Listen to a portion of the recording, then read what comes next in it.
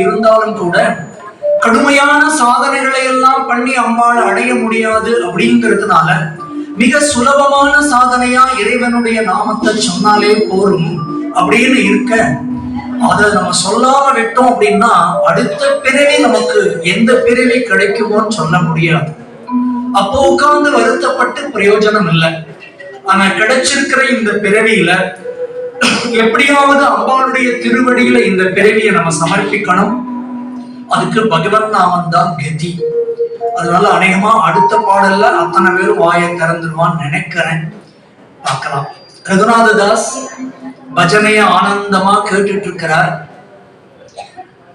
அன்னைக்கு அம்பாளுக்கு ஏதோ விசேஷம், கோவில்ல ஆனந்தமா பஜனை நடக்கிறது. அந்த பஜனை என்னுடைய நாதம் 8 மணி, அது கிராமமே ஆனதுனால ஊரே உறங்கி போயிடுத்து. அந்த நேரத்துல தன்னந்தனியா இந்த ராணுவ முகாமில் நிக்கிற ரகுநாததாசனுடைய காதுல அந்த பஜனையினுடைய இனிய நாதம் அப்படியே விழருது. ஆனந்தமா தன்னை மறந்து அந்த பஜனையை கேட்டுட்டு இருக்கிறார். ஒரு சந்தர்ப்பம் அவரை தெரியாமலேயே அவர் அந்த பஜனை என்னதான் நடக்கிறது அப்படின்னு பார்க்கலாமே.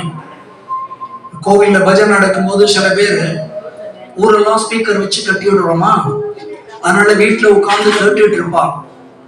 பஜனை உச்ச கட்டத்துக்கு போக போக அவளுக்கு வீட்டுல இருக்க முடியாது. சீரியல்லாம் ஆஃப் பண்ணிட்டு அப்புறம் இங்க என்ன நடக்கிறதுன்னு பார்ப்போமே அப்படின்னு பாக்குறது மாதிரி இந்த ரகுநாததாஸ் அங்க போய் பார்க்கிறார்.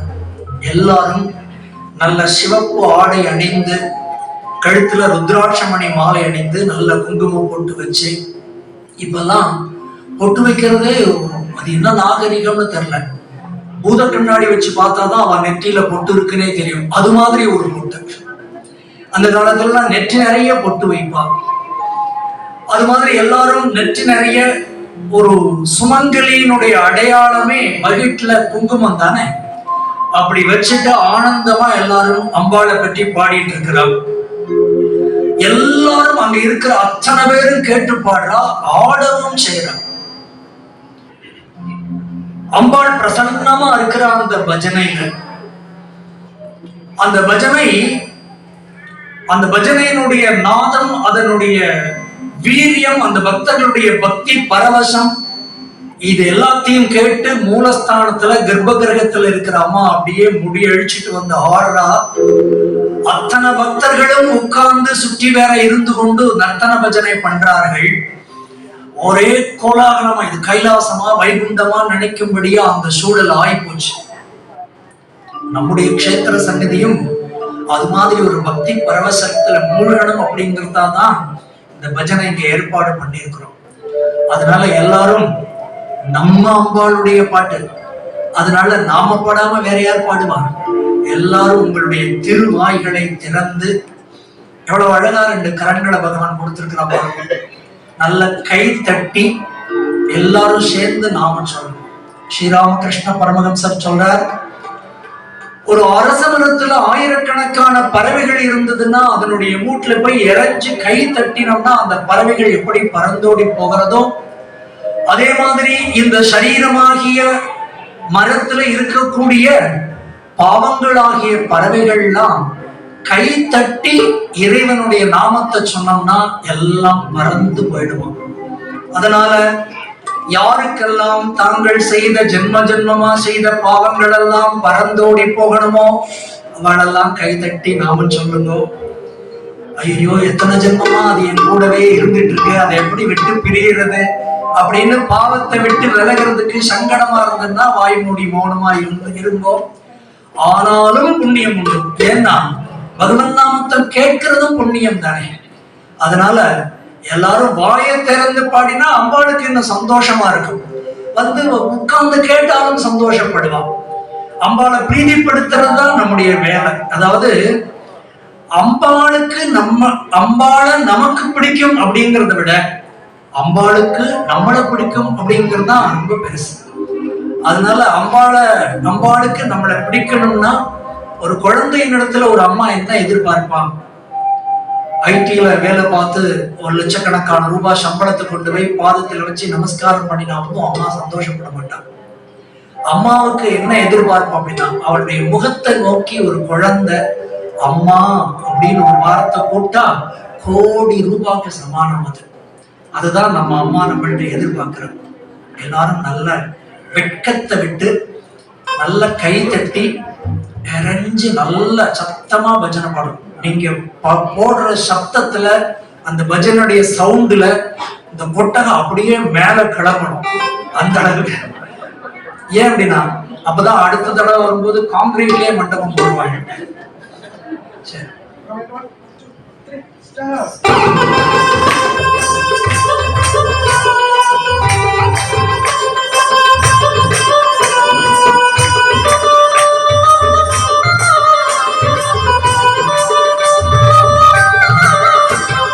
Narayana